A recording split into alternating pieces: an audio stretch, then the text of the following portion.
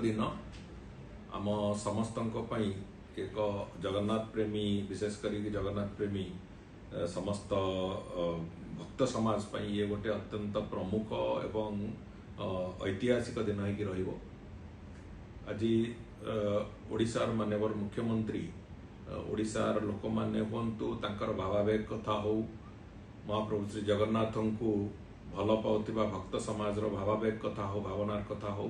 तांको आखि आगे रखिकी माननीय पश्चिम बंगाल मुख्यमंत्री श्री शुभेन्दु अधिकारी को एक पत्रक लिखी गोटे चिट्ठी लिखी जे जो जगन्नाथ धाम जो लिखा जाइए दीघार महाप्रभु श्री जगन्नाथ मंदिर रे से धाम शब्द को प्रत्याहार कर दिया जाऊ कहीं से गत समय गत सरकार समय पश्चिम बंगाल रे गोटे राजनैतिक ड्रामा करने धाम चारि धाम भितर महाप्रभु श्री जगन्नाथ धाम एक श्रेष्ठ धाम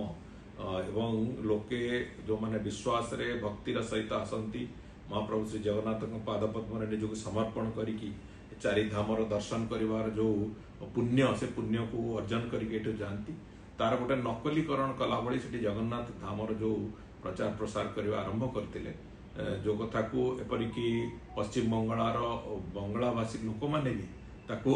ठीक ढंग से ग्रहण करू नथिले से भली एक कथा को आहुरी सुंदर भाव में केमिति धाम शब्द उठिले महाप्रभुंकर मंदिर से ठीक ढंग से चलिबो एवं एठी जो लोकंकर भावावेग को बाधा सृष्टि न हो ये सब कथा को आधार करके माननीय मुख्यमंत्री श्री मोहन चरण माझी चिट्ठी लिखिथिले से निश्चित भाव में मुझे प्रथम धन्यवाद जनइबी जे भली एक गुरुत्वपूर्ण विषय को लेकिन से पड़ोसी पश्चिम बंगाल माननीय मुख्यमंत्री को लिखिथिले एवं आहुरी गुरुत्वपूर्ण कथा होची जे पश्चिम बंगाल मुख्यमंत्री तुरंत से चिट्ठी को रेस्पॉन्ड करवा एवं तुरंत से चिट्ठीर आधार रे सेठी एभली एक गुरुत्वपूर्ण निष्पत्ति भी सांगे सांगे नेले जे जो धाम शब्द अच्छी जगन्नाथ धाम जो लिखाई महाप्रभुकर मंदिर रे से धाम शब्द को सेठी उच्छेद करा जाऊ दीघारे जहा फल कि जो जगन्नाथ प्रेमी मान भितर गोटे कष्ट थिला संशय थिला एवं जो महाप्रभुंकर धाम पुरी रे जो धाम अच्छी तार गोटे नकलीकरण से करा जाउथला बोली लागुला समस्त को से कथार आज कौन मत अंत होईची एक कथा माननीय मुख्यमंत्री पश्चिम बंगाल श्री शुभेन्दु अधिकारी को ओडिशावासी तरफ हो जगन्नाथ प्रेमी समग्र विश्व रे जगन्नाथ प्रेमी तरफ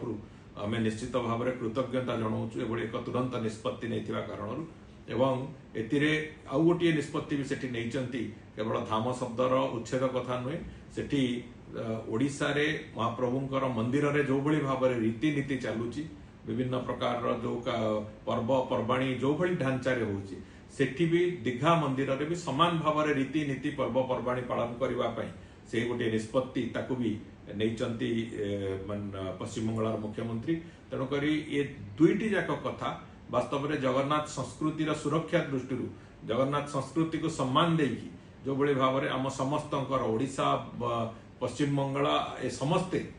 साधारण लोक माने जगन्नाथ प्रेमी लोक माने जो भली भाव में महाप्रभु श्री जगन्नाथ पादपद्म निजक समर्पण करती ये समर्पण भावनार एक प्रतिबिंब तेणुक मु उभय पश्चिम बंगाल मुख्यमंत्री श्री शुभेन्दु अधिकारी एवं ओडिशा मुख्यमंत्री श्री मोहन चरण माझी उभय को मु धन्यवाद एवं कृतज्ञता जनाऊँ एभली एक पदक्षेप नि निश्चित भाव में ये आगामी दिन में केवल एक केवल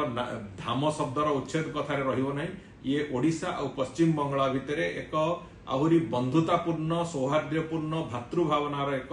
वातावरण भी तैयारी करिवो एवं निश्चित भाव में आउ गोटे कथा कहबी जे जो ट्रिपल इंजिन सरकार